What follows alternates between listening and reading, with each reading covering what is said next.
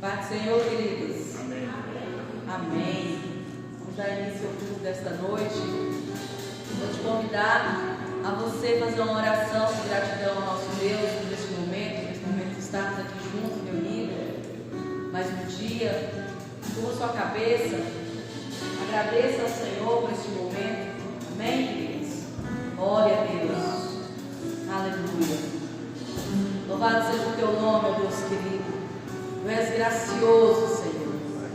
Muito obrigado, Deus. Obrigado, Deus, por nos reunir mais uma vez aqui, Senhor.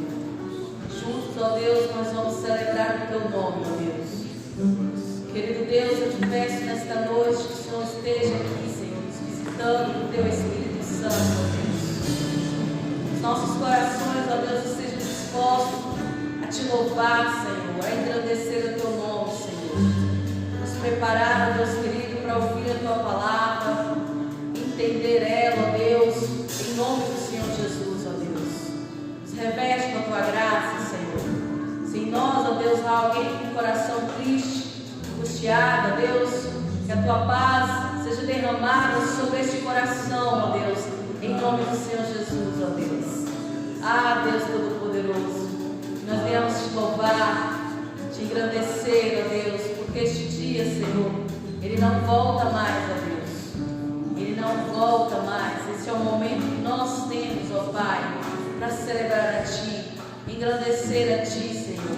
E dizermos, ó Deus, que nós somos gratos, Senhor, por tudo que o Senhor tem feito sobre nossas vidas, sobre a nossa casa, sobre a nossa família, Senhor.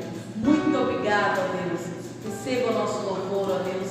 Receba o nosso louvor, ó Deus, de coração aberto, ó Deus, em nome do Senhor Jesus.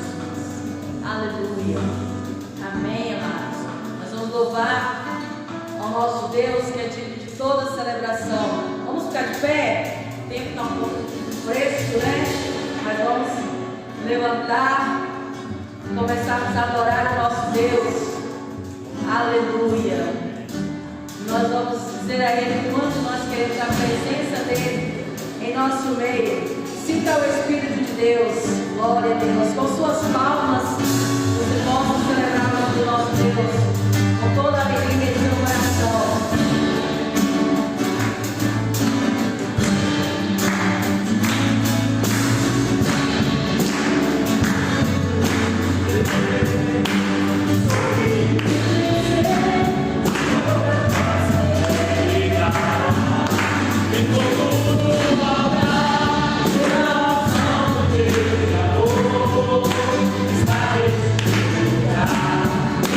Está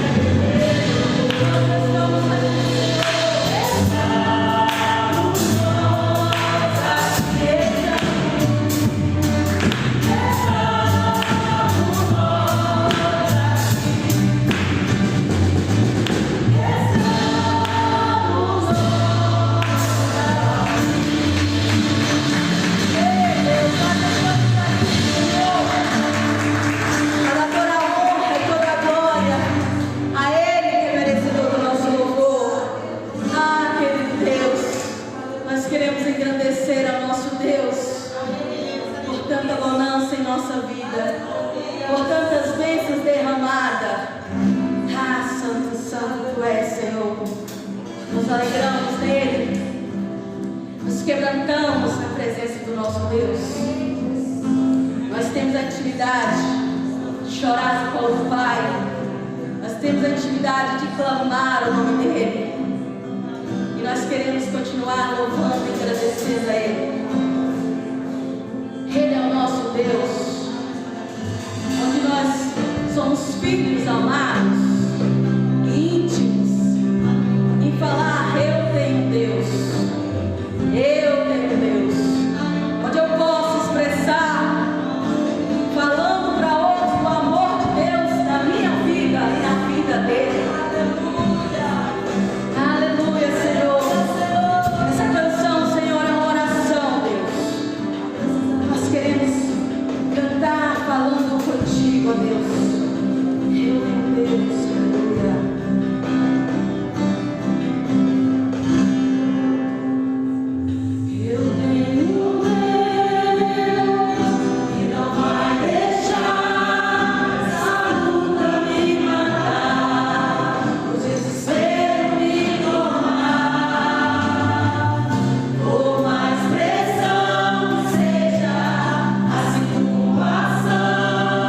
Controle ainda está.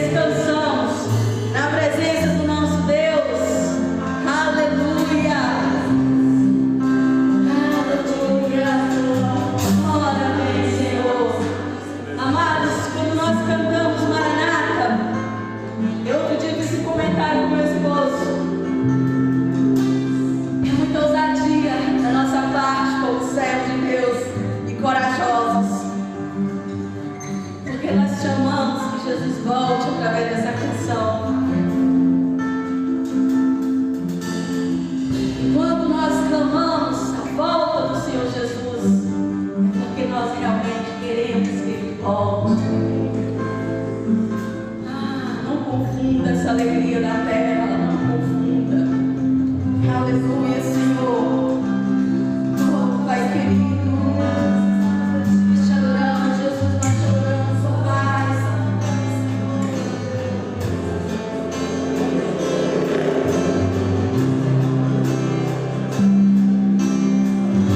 Oh, aleluia. Tu és a minha luz, a minha salvação, e a ti me renderei.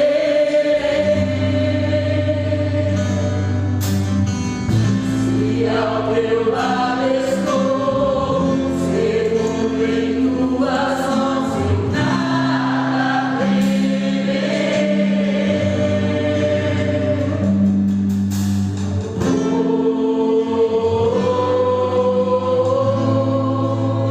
Tu és santo, ó Senhor.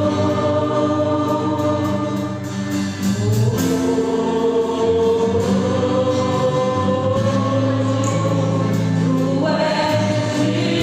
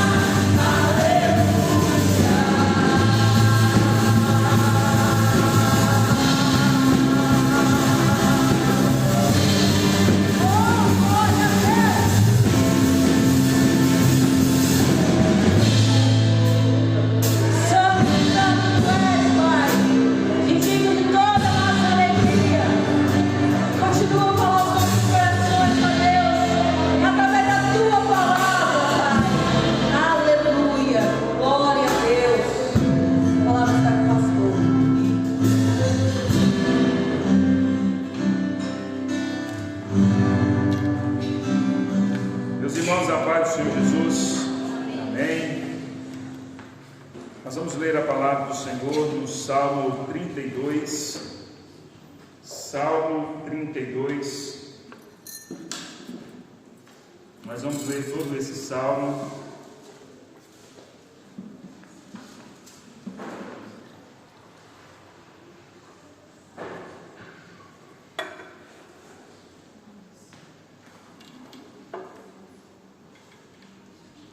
Salmo 32, de versículo 1, todos encontraram aí?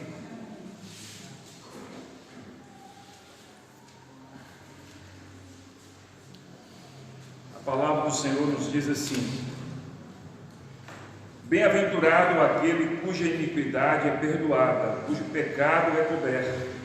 Bem-aventurado o homem a quem o Senhor não atribui iniquidade e em cujo espírito não há dolo. Enquanto calei os meus pecados, envelheceram os meus ossos, pelos meus constantes gemidos todo o dia, porque a tua mão pesava dia e noite sobre mim, e o meu vigor se tornou em sequidão de estio. Confessei-te o meu pecado, e a minha iniquidade não mais ocultei. Disse: confessarei ao Senhor as minhas transgressões, e tu perdoaste a iniquidade do meu pecado. Sendo assim, todo homem piedoso te fará súplicas em tempo de poder encontrar-te. Com efeito, quando transbordarem muitas águas, não o atingirão. Tu és o meu esconderijo, tu me preservas da tribulação e me cercas de alegres cantos de livramento.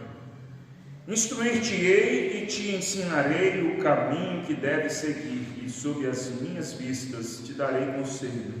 Não sejas como o cavalo ou a mula, sem entendimento, os quais com freios e cabrestos são dominados, de outra sorte não te obedecem. Muito sofrimento terá de curtir o ímpio, mas o que confia no Senhor, a misericórdia o assistirá.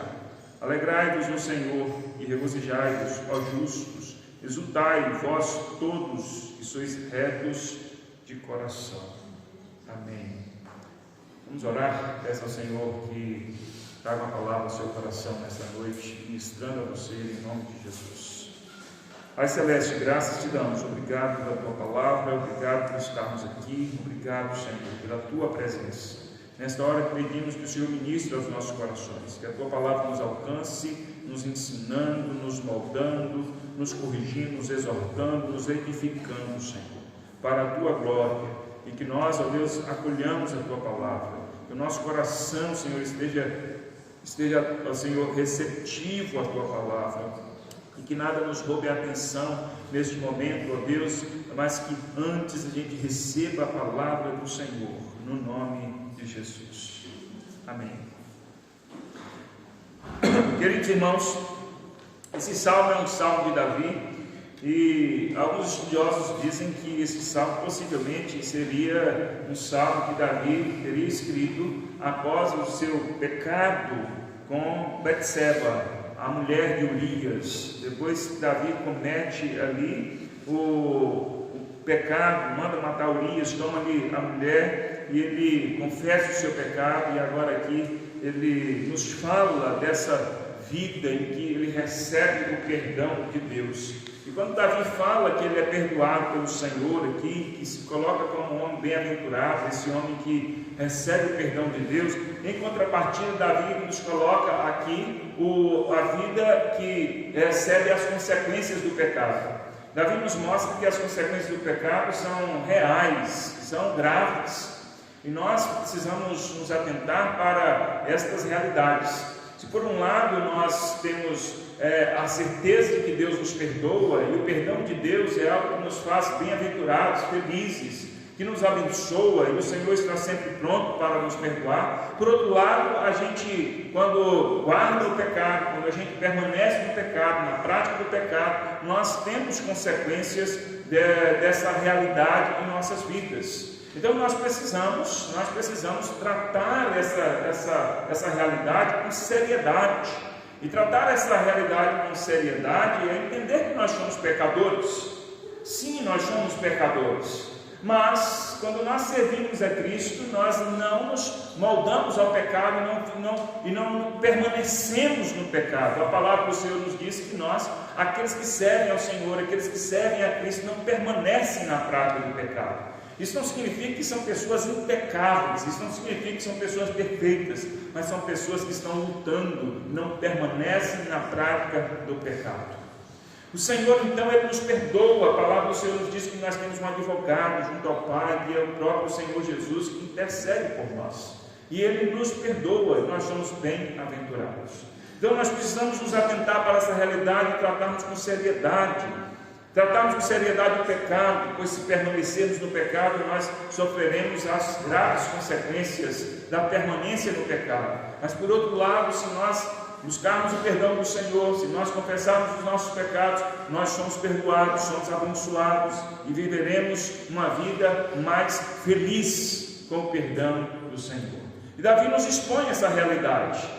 Davi era um homem como nós, Davi era gente como a gente, Davi não era perfeito, Davi era um homem que sabia dessa verdade, por isso escreve o Salmo, essa verdade de que quando nós confessamos os nossos pecados, nós somos abençoados, mas quando nós permanecemos no pecado, nós sofremos as graves consequências. E eu quero apontar aqui nesse Salmo as consequências do pecado das quais nós precisamos nos livrar. Eu quero apontar aqui essas consequências relatadas por Davi, porque nós muitas vezes não associamos as consequências do pecado ao pecado. Às vezes achamos que estamos vivendo algumas realidades por conta disso, daquilo outro, e nós precisamos considerar que algumas consequências, algumas realidades podem ser consequências de pecado.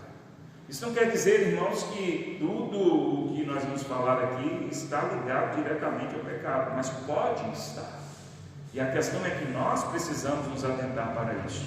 Se eu vivo essa realidade, será que não é porque eu estou em pecado? Será que não é consequência do pecado na minha vida? Então existem consequências que podem sobrevir a nós, que nós precisamos ter discernimento para nos livrarmos. Livrarmos como? Confessando os nossos pecados, buscando o perdão do Senhor sobre as nossas vidas. Então, consequências do pecado das quais precisamos nos livrar. A primeira consequência que eu quero colocar está ligada à realidade mental e física. Davi nos coloca aqui que o homem é bem-aventurado quando ele se coloca diante do Senhor e busca o perdão e não esconde o seu pecado. Ele diz que o Senhor, bem-aventurado o homem a quem o Senhor não atribui iniquidade, em cujo espírito não há dolo. Então ele diz assim: enquanto calei os meus pecados, ou seja, enquanto não confessei, enquanto não falei, enquanto ocultei os meus pecados, envelheceram os meus ossos pelos meus constantes gemidos todo o dia. Porque a tua mão pesava dia e noite sobre mim, o meu vigor se tornou em sequidão de estio. Sequidão de estio aqui tem a ver com os rios que se secam no tempo estiado, quando não há chuva. Davi então está dizendo aqui que por conta do pecado ele sofreu tanto mentalmente, psicologicamente, como fisicamente. E o pecado ele tem essa consequência sobre as nossas vidas. Quando nós guardamos o pecado, quando nós permanecemos no pecado, ele agrava a nossa realidade mental e fisicamente. Porque não adianta nós, por mais que nós tentemos ocultar o nosso pecado, isso demanda esforço. Quando nós queremos ocultar o nosso pecado, isso demanda esforço. Quando nós nos escondemos, a mente da gente está trabalhando. Fisicamente, como Davi coloca aqui, ele diz aqui que enquanto ele não confessou os seus pecados, envelheceram os seus ossos, e ele gemia todo dia. Davi sentia na pele, fisicamente, a dor do seu pecado. Por mais que a gente não queira perceber, e nós tantas vezes tantas vezes nós olhamos para as nossas vidas e dificilmente atribuímos qualquer realidade física, qualquer realidade agressiva, mental e fisicamente, não atribuímos ao pecado. E pode ser uma das possibilidades.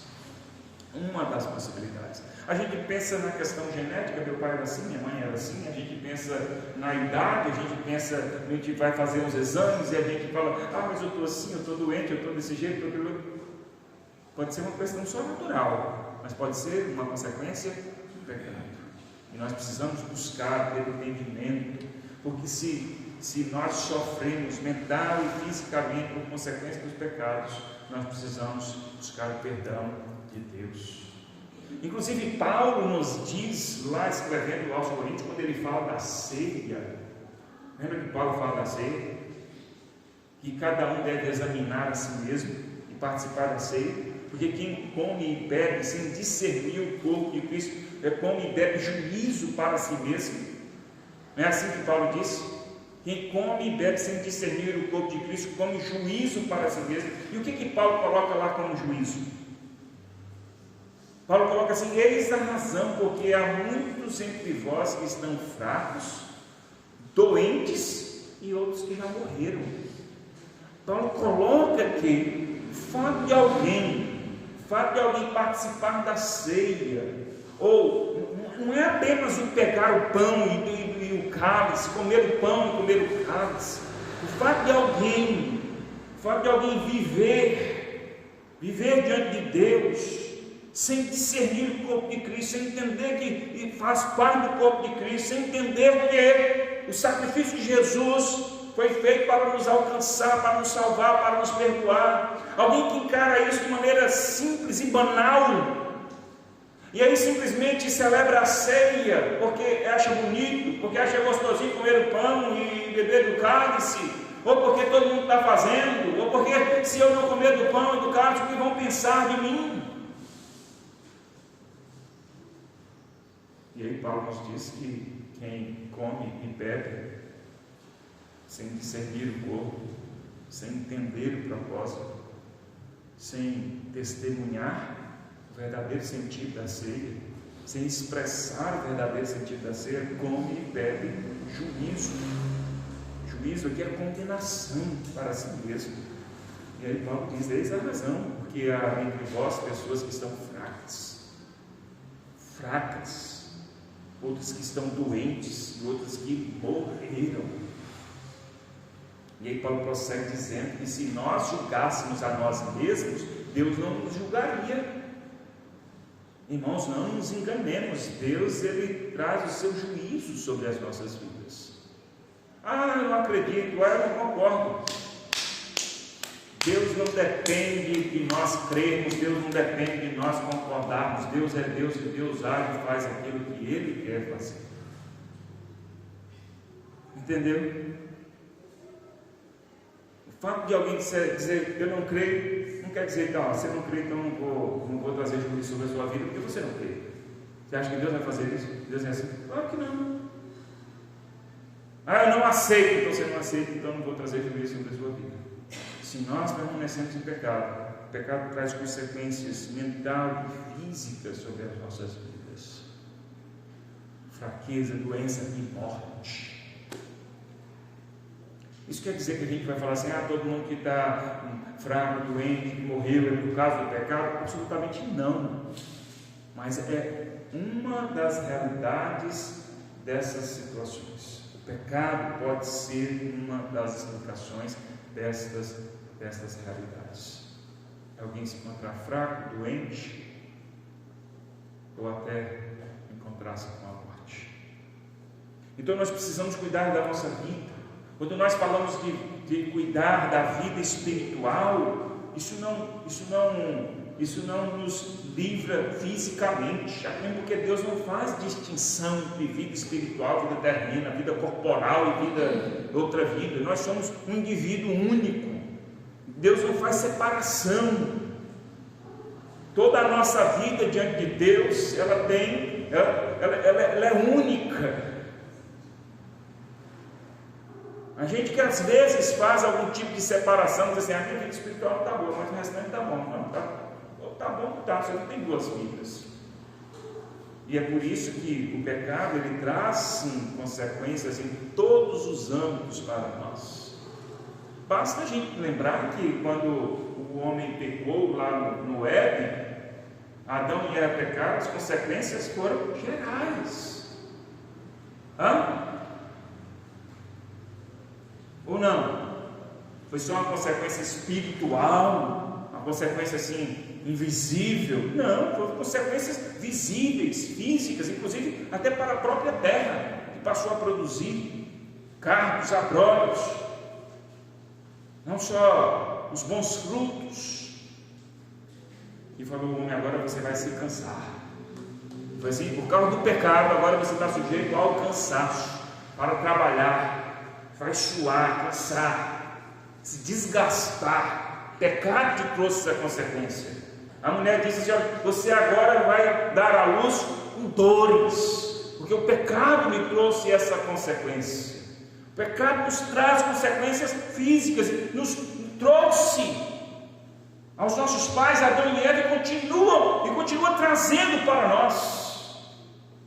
E tantas vezes nós ignoramos, tantas vezes nós não pensamos, tantas vezes nós não nos atentamos, não discernimos que a razão porque nós tantas vezes nos encontramos fracos, doentes, ou a caminho da morte, é porque nós estamos vivendo no pecado.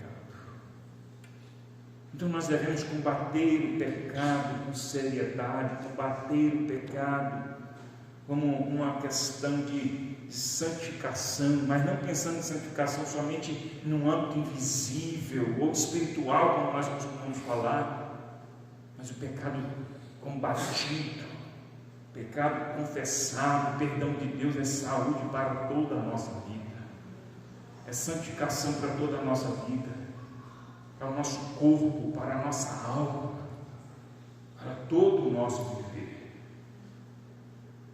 Combatamos o pecado e veremos que estas questões, ou esta questão, ficará apenas no âmbito da realidade natural. Da realidade natural. Entendeu? Não quer dizer que você não vai envelhecer, não vai adoecer, mas vai por uma questão natural e não por consequência do pecado. Nós temos que orar e dizer: Senhor, eu não quero sofrer mental, fisicamente por conta do pecado. Basta a realidade terrena, natural que a gente já tem. Eu não quero essas consequências na minha vida. De maneira nenhuma. Para isso precisamos buscar o Senhor, confessar os nossos pecados. Em nome de Jesus. Em nome de Jesus. Irmãos, e alguém pode perguntar assim: mas Deus faz isso? Faz. Há consequências divinas. Deus castiga. Você não quer chamar de castigo? Deus disciplina. Deus julga. A palavra de Deus nos coloca de tantas formas.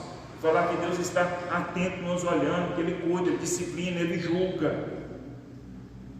Davi coloca aqui que a mão do Senhor pesava dia e noite sobre ele. Era um modo de dizer que Deus agia contra ele, para mostrar a consequência do seu pecado. Entendeu? Então Deus age contra nós quando nós permanecemos no pecado. Deus age contra as nossas vidas. Deus ele nos disciplina, Ele nos julga. Mas se nós confessarmos os nossos pecados, o Senhor, Ele nos perdoa. E é uma questão, irmãos, de nós julgarmos a nós mesmos. Veja o texto aqui, vou abrir rapidinho aqui para mostrar. Texto de Coríntios, Paulo diz assim, 1 Coríntios 11, ele diz: eis a razão, versículo 30, eis a razão, porque há entre vós muitos fracos e doentes, e não poucos que dormem. São muitos os que morreram por causa disso, Paulo está dizendo. Porque se nós, olha só o que Paulo diz, se nós julgássemos a nós mesmos, não seríamos julgados. Ou seja, se nós pensássemos, se nós parássemos, julgássemos como está a minha vida, eu estou permanecendo no pecado, eu estou guardando o pecado, eu estou vivendo no pecado, eu preciso tratar isso. Se nós fizermos isso, não, Deus não vai julgar a gente, não precisa Deus julgar. Entenderam? É óbvio, é simples de entender. Deus vai dizer assim: ou você cuida de você, ou eu cuido de você. É simples, não é? Ou você cuida, ou eu cuido. E aí? Se você mesmo cuidar, se você mesmo fizer, ok. Se não fizer, eu vou fazer. Entendeu? Aí você já viu aquelas mães assim, que mandam o filho tomar banho, quando ele sai do banho, ele está todo sujo. E algumas falam assim, volta e toma banho. Eu já vi casos que assim, vem cá, você não toma banho direito, não, pega uma bucha e vai no sujeito, vai no moleque, esfrega, dá um esfregão nele. Ai mãe, não. Se você tomasse banho direito, não precisava dar esse esfregão. Vai atrás da orelha, vai nas costas, vai em tudo quanto é lugar. E o moleque sai de lá todo ardido. Mas se tomasse banho direito, não precisava dos esfregão. Você está rindo demais, hein? Já levamos esse esfregão, hein? Lá em casa era meu irmão. Então, nós vamos tomar banho direito, minha mãe dava os esfregão nele. Dava mesmo. Pegava essas buchas. É bucha dessas buchas, bucha vegetal. Pegava a bucha vegetal e comia no couro.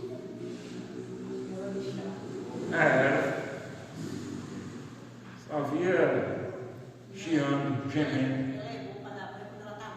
Está nova, né? Quando está nova é que é boa, né, irmão? Não está usada, ela está mais macia, né? Ela está mais.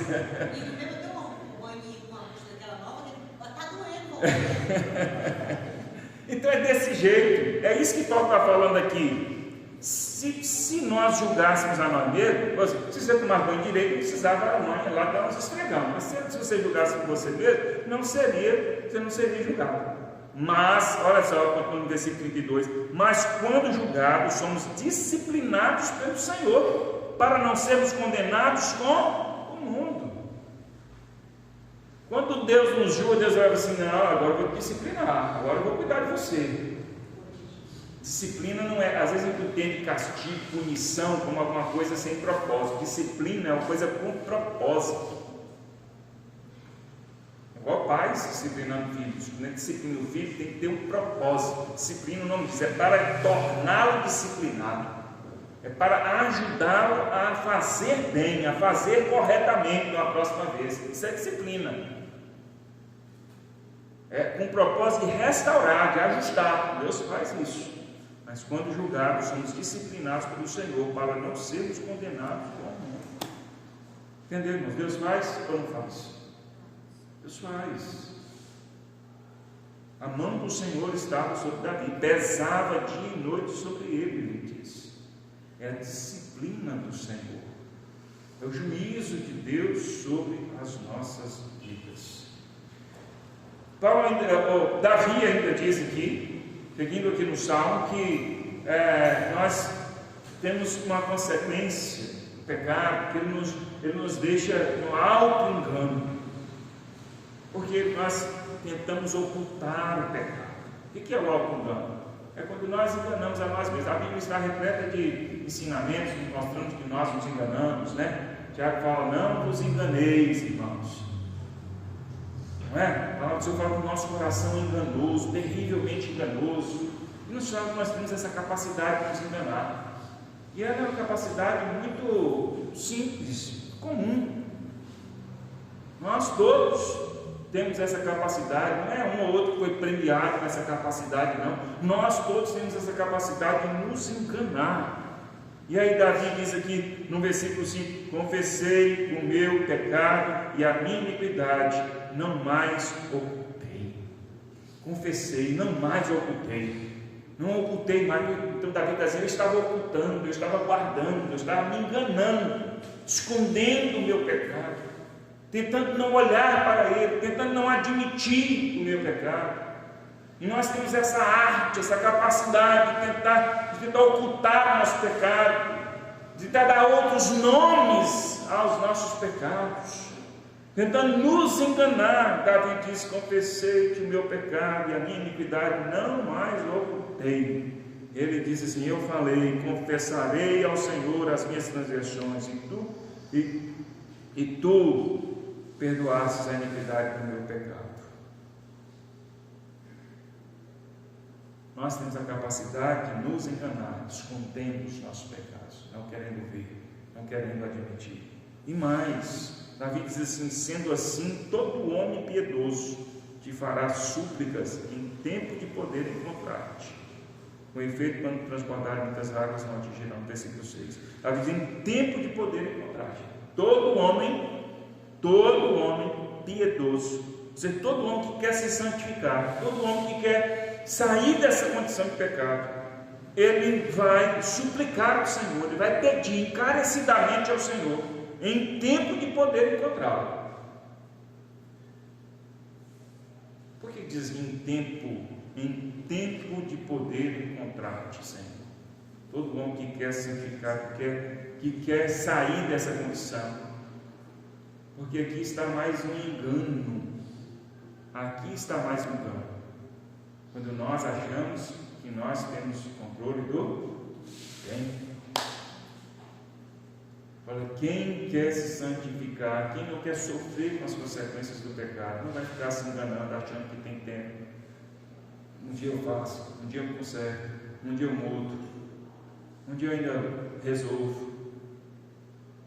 Isso acontece quando nós achamos que temos tempo, quando nós achamos que podemos controlar o tempo, quando nós achamos que podemos fazer as coisas quando nós bem entendemos. Isso é engano, é uma soberba da nossa parte. Isso é um auto-engano. Nós não temos tempo. A palavra do Senhor nos diz que o tempo que nós temos é hoje. Hoje, se hoje ouvires a voz do Senhor, hoje nós ouvimos a voz do Senhor. O tempo de confessar, o dia, o momento é hoje, é agora, não é amanhã. Aí eu preciso resolver alguma coisa? Não, isso é engano. Aí eu preciso fazer isso ainda, eu preciso. É engano da nossa parte. Davi está dizendo assim: o homem piedoso, o homem que quer santidade, o homem que quer abandonar os seus pecados, o homem que não quer sofrer com as consequências do seu pecado, ele suplicará ao Senhor, ele pedirá ao Senhor. Não é uma simples oração, a súplica é um pedido encarecido. É como se você falasse com Deus: pelo amor de Deus, Deus. A suplicará ao Senhor em tempo de poder encontrar o Senhor. Em tempo, sabendo assim, o tempo é hoje. Eu não sei se amanhã eu vou poder resolver. Eu não sei se amanhã eu posso lutar. Eu não sei se amanhã eu posso confessar os meus pecados. Eu não sei se amanhã eu mudo a minha vida. Eu não sei se eu tenho o dia de amanhã. Nenhum de nós sabe. Nenhum de nós sabe.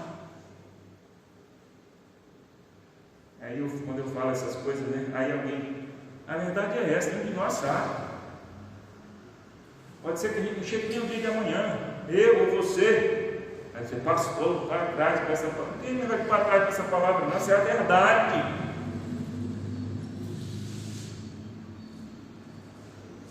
Eu sei que o dia que eu morrer, alguém vai falar alguma coisa assim: ah, o pastor estava falando um pouco. Eu falo sempre essas coisas, estava falando, né? Semana passada estava falando disso. Mas isso é a verdade. Parece até que sabia. Eu sei, claro que todo mundo sabe. Todo mundo sabe que não sabe. Todo mundo sabe que não se sabe o dia que vai morrer. Todo mundo sabe. Todo mundo sabe que não se sabe quanto tempo a gente tem de vida. Todo mundo sabe. A gente não pode se enganar achando que a gente tem todo o tempo, que a gente vai mudar a nossa realidade, mudar a nossa vida do jeito que a gente quer. Quanto tempo você tem para consertar sua vida, para confessar os seus pecados, para se acertar com Deus?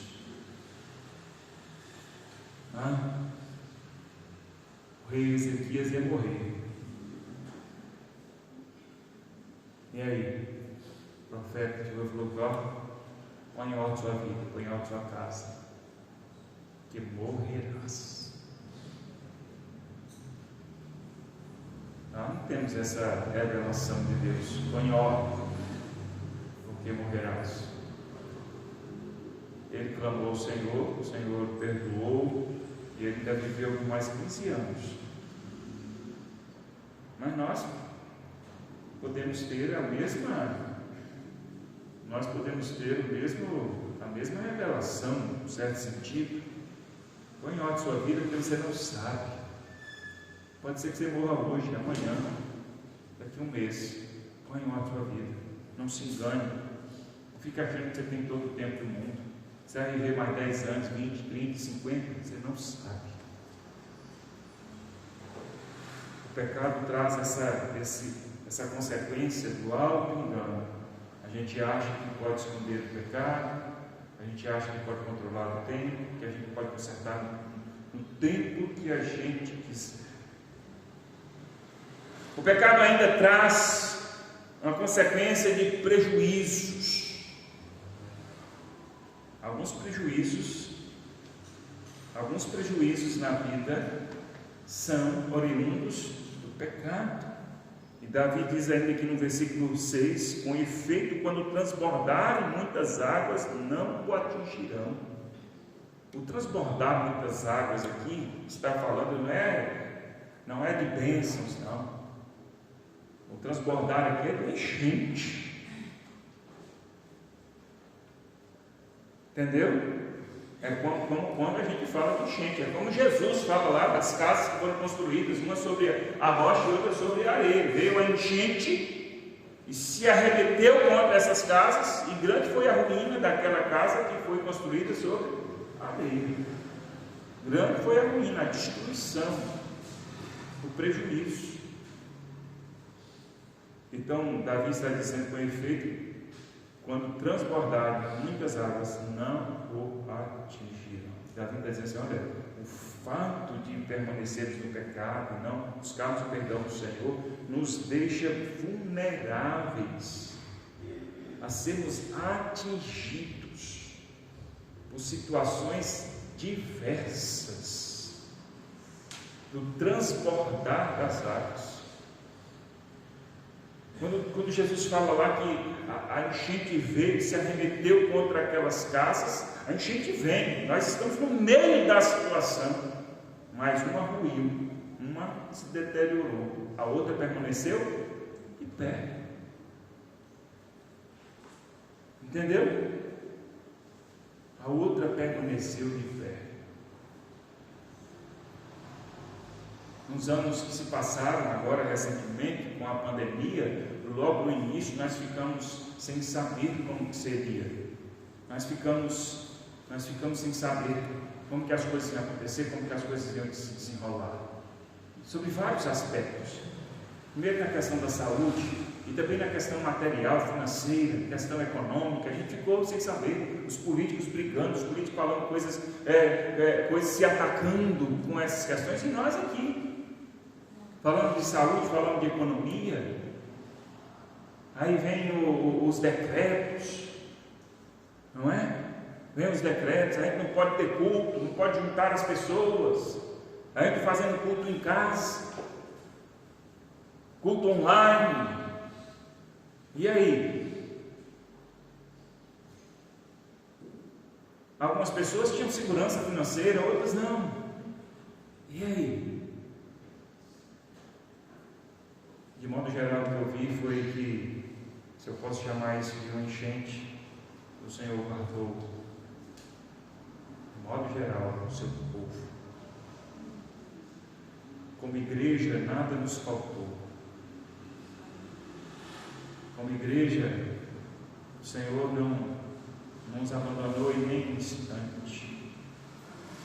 Financeiramente, materialmente, a nossa comunhão, de maneira nenhuma. O pecado pode nos trazer prejuízos, E às vezes a gente fica pensando, mas é por conta do governo, pode ser também. Pode ser por conta do governo, pode ser por conta da situação econômica, pode ser por conta, sei lá o quê, pode ser por conta de decisões que nós tomamos. Mas pode ser por conta do pecado. Entendeu?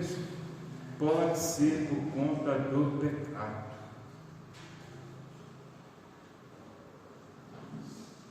A palavra do Senhor nos diz, por exemplo, que quando a gente negligencia a vida com Deus, a obra do Senhor, tudo que a gente faz é como se estivesse colocando dentro de um saco sem fundo, um saco furado. Se falando principalmente de questões materiais, financeiras. É aquele crente que olha para a sua vida e fala assim, mas não tem explicação. O quanto a minha vida vai de mal a pior, o quanto eu vou só tomando prejuízo, quando eu vou só tendo desastres. E você olha para todo lado e encontra explicação, pode ser pecado. E a palavra do Senhor diz assim, exatamente assim. É como se colocasse um saco sem fundo, um saco furado. Você não honra o Senhor, não obedece, você não adora, você negligencia a obra do Senhor, e você vai cuidando de si mesmo, mas é como se estivesse colocando tudo no saco furado, e é prejuízo para nós. Consequência do pecado. O salmista segue dizendo ainda que o pecado pode nos trazer a consequência de nos deixar desprotegidos. A palavra do Senhor nos diz aqui no versículo 7, Tu és o meu esconderijo, Tu me preservas na tribulação e me cercas de alegres campos de livramento. Aí não é só questão material, é quando o salmista diz assim, olha, aquele que habita no esconderijo do Altíssimo, lá no Salmo 91, e tem um abrigo no Senhor. Isso quer dizer que o pecado nos deixa desprotegidos. O salmista diz aqui, então, Tu és o meu esconderijo, em Ti eu me escondo, ou em Ti eu habito. Tu me preservas da tribulação. Quando nós nos refugiamos no Senhor, confessamos os nossos pecados, o Senhor, não estamos vulneráveis como qualquer outra pessoa às situações reais da vida. O Senhor é o nosso esconderijo. Mas não basta a gente falar, ou abrir a Bíblia no Salmo 91, abrir a Bíblia no Salmo 32, para dizer: o Senhor é o meu esconderijo. O Senhor é de fato o nosso esconderijo quando nós não vivemos no pecado, quando nós confessamos os nossos pecados, nós estamos escondidos, guardados, protegidos do Senhor. Ele nos preserva da tribulação e nos cerca de alegres cantos de livramento. Quando diz Ele nos cerca de alegres cantos de livramento, Ele põe nos nossos lábios, como sabemos, um novo cântico. Nós cantamos alegremente que nós somos livres, cantamos alegremente que o Senhor Ele tem nos abençoado, nos protegido, nos guardado. Ao invés de murmurarmos, de reclamarmos, nós cantamos cânticos de alegria pelo livramento do Senhor. Enquanto a maioria, normalmente, que vive no pecado, está murmurando, reclamando, lamentando pelas realidades diversas, as tribulações, as situações difíceis, o Senhor, Ele nos torna pessoas felizes, alegres, com cânticos de livramento. E me cercas de alegres cantos de livramento. Está vendo aqui o contraste? Quando nós nos escondemos no Senhor, quando nós abrigamos no Senhor, quando nós falamos assim: minha morada é o Senhor, eu confio no Senhor, minha confiança não está não está no político, minha confiança não está no poder judiciário, minha confiança não está no dinheiro, minha confiança não está nos meus bens, minha confiança não está nas pessoas em si, minha confiança está no Senhor. Ele é meu amigo, Ele é meu esconderijo, Ele pode me guardar,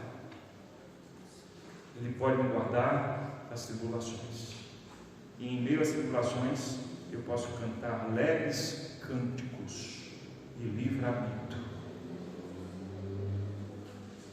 não lamentações, mas alegres cânticos de livramento. Ao contrário disso, o pecado nos deixa desprotegidos. O pecado nos deixa desprotegidos. Ao olharmos à nossa volta, nós precisamos enxergar com distinção uma vida diferente da realidade comum.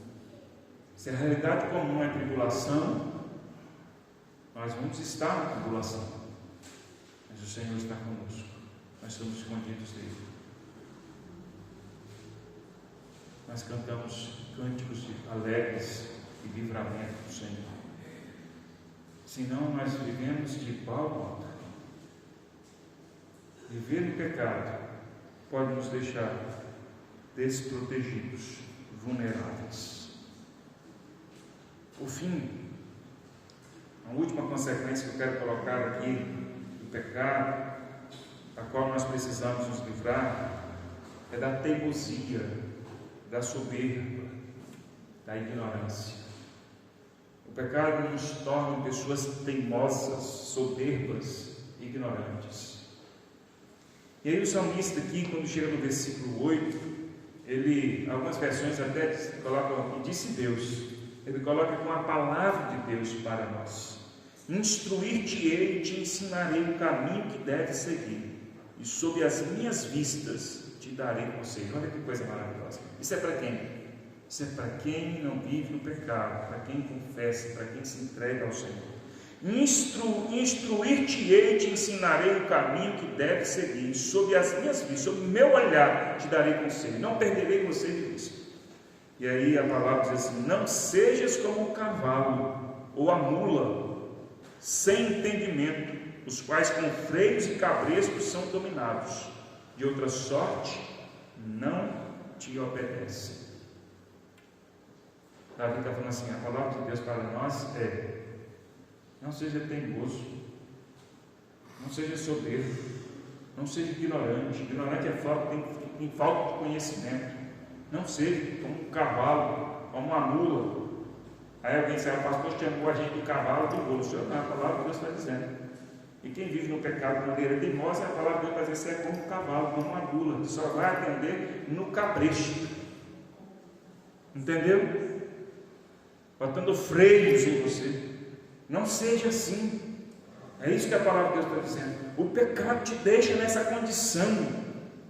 O pecado nos deixa na condição, irmãos, se nós permanecermos no pecado, ele nos deixa como pessoas teimosas, que teimam contra a vontade de Deus, que insistem em não realizar a vontade de Deus, pessoas soberbas que acham que estão no controle, pessoas ignorantes que nos falta conhecimento.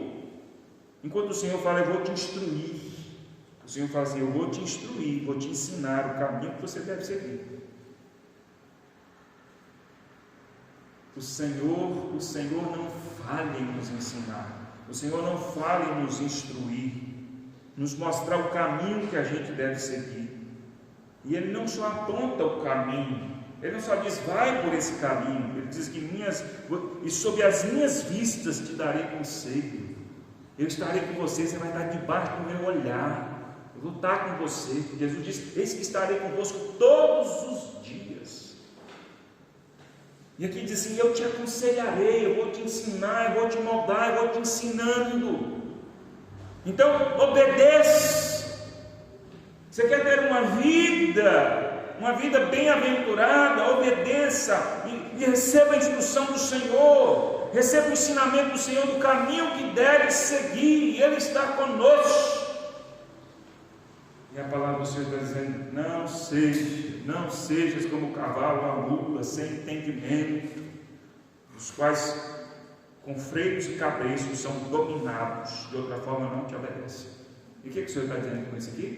Mais uma vez, se você for teimoso, se você for soberbo, se você for ignorante, se você não aprender, se você não receber a instrução do Senhor, se você não quiser andar, Ele vai botar o cabresto em você.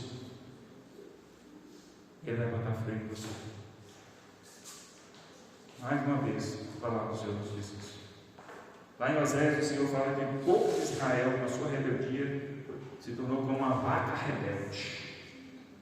Uma vaca rebelde. Sabe o que é uma vaca rebelde? É aquela vaca que não obedece, que não vem brava. E aí o Senhor fala assim: o Senhor deixa para lá. Você acha que o Senhor está dizendo aqui? Você acha que a palavra do Senhor está dizendo assim: olha, não seja como o cavalo, a mula, que só obedece sem entendimento, só põe freio, cabreço para dominar, senão não obedece, só obedece se botar cabreço, botar freio. Não seja assim. O Senhor está dizendo assim: olha, é melhor você ouvir o ensinamento, é melhor você receber a instrução, é melhor você seguir o caminho que eu te ensinar, do que assim como se colocam freios e cabreços no cavalo, numa mula, tem que fazer isso com você. Mais uma vez lá, esfregão. Entendeu? Não fique pensando você assim: Deus chamou de, comparou o cavalo e a mula e largou para lá, não. Lá em Oséias, Deus fala assim: com laços de amor eu vou te laçar, vaca rebelde. Vaca rebelde? O povo de Israel, estava falando do povo de modo geral, se comportava como uma vaca rebelde. Assim, é assim. Vaca rebelde trata no laço. No laço. Mas Deus fala assim: com laços de amor. Vem. Você é rebelde, mas você é minha. Você vem. A nação é minha. O povo é meu. Se você pertence a Cristo, o pecado vai te deixando assim, teimoso, soberbo, ignorante. O pecado nos deixa nessa condição. Mas o Senhor está dizendo assim: olha, opte por não ser essa pessoa. Caso contrário, você vai sofrer as consequências. Você vai ser como uma pessoa que precisa ser dominada, tomada, por freios em você, sem entendimento. Só vai obedecer assim. Quantas pessoas que eu já vi, através do sofrimento, falar: agora eu vou mudar, Deus me deu uma lição, Deus puxou o meu tapete, me deu uma rasteira. São expressões, né? Não quero aqui julgar se estão corretas ou não, mas são expressões que as pessoas usam para dizer assim: olha, Deus me deu uma lição. Através da dor, através desse momento, eu pude perceber, eu pude aprender, agora eu vou botar a minha vida em ordem. E Deus está sempre fazendo isso conosco. Deus está sempre nos ensinando. Deus está sempre nos mostrando. Deus está sempre nos dizendo assim: está vendo aí, não precisa botar freio em você. Basta ser obediente. Não precisa botar cabeça em você. Basta você seguir o caminho. E tem aqueles que, quando a gente entende e obedece, a gente segue desfrutando da bem-aventurança, desfrutando da alegria de servir ao Senhor. Mas não são poucos aqueles que, mesmo passando por uma experiência assim, é como fogo de palha. Já vi muitos. E os irmãos também já viram tantas pessoas que euforicamente tem uma experiência difícil, tem uma experiência drástica, às vezes com enfermidade, uma tragédia, alguma coisa assim, e fala assim: não, Deus me mostrou que através dessa situação nunca mais vou deixar de servir ao Senhor. Agora eu preciso consertar minha vida, eu preciso colocar minha vida diante do Senhor. Tem gente que faz isso e depois passa uns meses, passa pouco tempo, já não está mais servindo ao Senhor, já não está mais com aquele mesmo ânimo, já não está mais com a mesma alegria, já não está mais com a mesma disposição. São muitas experiências assim. É claro que tem tantas outras pessoas que aprenderam, guardaram, ensinamento do Senhor. Eu não quero mais ter que passar por situações assim. Quando se é uma repreensão de Deus, quando se é uma disciplina de Deus, não quero mais, quero ser obediente. O pecado nos deixa nessa condição de teimosia. Nós teimamos contra Deus, seus ensinamentos, nos assoberbamos, nos tornamos ignorantes, sem conhecimento. Mas quando nós nos achegamos ao Senhor, confessamos os nossos pecados, Ele nos instrui, Ele nos ensina o caminho que nós devemos seguir. E se nós queremos vida piedosa, vida de santificação diante do Senhor, nós devemos obedecer, porque Ele está conosco, olhando para nós e nos aconselha em todo o tempo. Irmãos, peçamos ao Senhor graça, sabedoria e discernimento para olharmos para nós mesmos e combatermos o pecado em nossas vidas, para que a gente não tenha as consequências do pecado em nós. Nós já temos as consequências do pecado, do estado do pecado, da condição do pecado. A gente morre, o nosso corpo físico é limitado por conta do pecado. O pecado, sim, a condição de pecado, o estado do pecado. Agora, as práticas de pecado, essas nós podemos atenuar suas consequências, nós podemos nos livrar de muitas consequências. Nós precisamos parar e dizer: Senhor, me mostra aí, ensina, me faz ver se há consequências de pecado na minha vida, porque eu quero trabalhar, eu quero combater, eu quero me livrar dessas consequências. Não basta a gente chegar para Deus: Deus me perdoa os meus pecados. Depois eu nem deve orar e pedir perdão, não. Deus perdoa os meus pecados, mas eu devo tirar essas consequências da minha vida, o que o pecado trouxe. Às vezes o pecado traz tantas coisas para nós, e pede perdão dos pecados, mas quer continuar com aquilo que o pecado trouxe para nós. A gente quer continuar com o que o pecado agregou às nossas vidas. A gente deve pedir perdão e falar assim: isso aqui não me pertence mais, isso aqui é consequência do pecado, isso aqui é fruto do pecado da minha vida, eu não quero mais isso na minha vida. Devemos falar: Senhor, me dá graça, entendimento, discernimento, para que eu lute, para que eu faça o que for necessário para viver uma vida diante do Senhor, perdoado do Senhor, em nome de Jesus.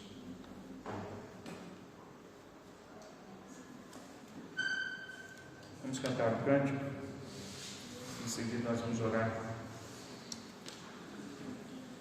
Vamos cantar: quando meu eu e meu orgulho descer comigo e se misturar. É o cântico que faz alusão a Naamã, aquele leproso que teve que ter a humildade de descer as águas, um gesto simples, mas poderoso, porque era o homem de Deus que o instruía a fazer. E assim como Naamã fez, a gente tem a humildade de tratar os nossos pecados com seriedade, combatê-los conforme o Senhor tem nos ensinado, em nome de Jesus. Você que trouxe a sua contribuição, entregue honra e adoração ao Senhor enquanto cantamos esse canto.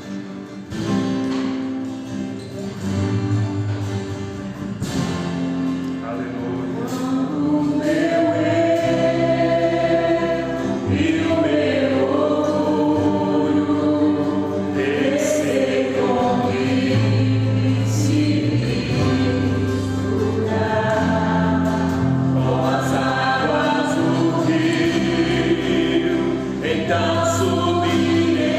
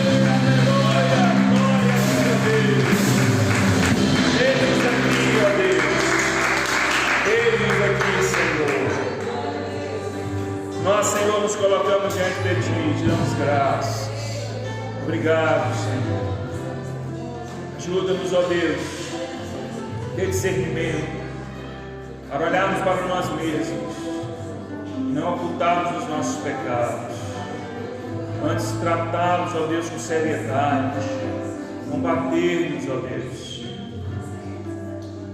Nós queremos, ó Deus, ter a humildade de olhar para nós mesmos, identificarmos os nossos pecados, confessarmos diante do Senhor e abandonarmos tudo que, consequentemente, o pecado trouxe às nossas vidas.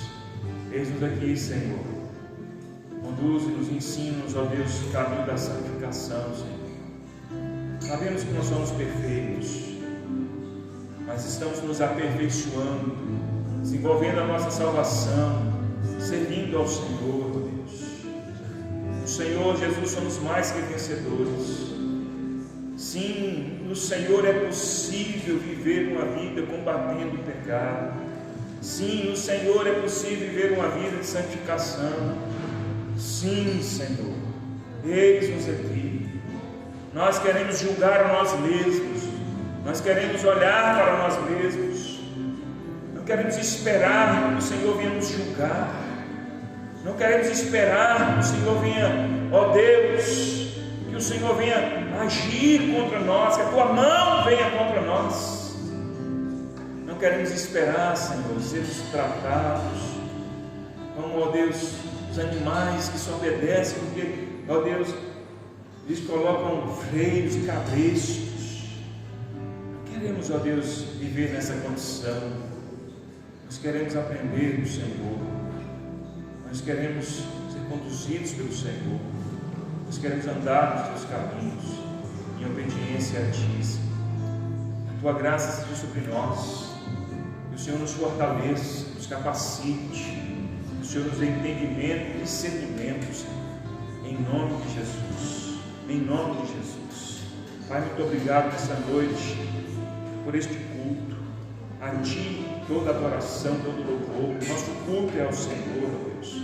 Obrigado, ó Deus, podemos cantar, orar, podemos, ó Deus, compartilhar a tua palavra. Obrigado por cada um que tem contribuído financeiramente, materialmente, ó Deus. Que o Senhor possa continuar abençoando cada um, ó Deus, que tem no coração, ó Deus, sempre o propósito de reconhecer, ó Deus, o Senhor em tudo na sua vida, com honra, sabendo que tu és, ó Deus, dono de todas as coisas, dono das nossas vidas. Que a tua graça seja sobre nós, que o Senhor seja adorado em todo o nosso viver. Continua abençoando cada um aqui, fortalecendo cada um, Senhor. Ó Deus, que o Senhor nos fortaleça, que o Senhor cure as nossas enfermidades, que o Senhor, ó Deus, nos dê direção e sabedoria para vivermos, ó Deus, neste mundo, ó Deus, como luz, como sal, como os verdadeiros servos do Senhor, como verdadeiros adoradores do Senhor. Que o teu Espírito Santo nos guia cada dia, Senhor. No nome de Jesus. Obrigado, Senhor. Muito obrigado. Que a tua paz, a tua alegria esteja sempre nos nossos corações, pois nós queremos ser bem-aventurados todos os dias das nossas vidas. Amém. Deus te abençoe, meu amado irmão. Fique na paz do Senhor.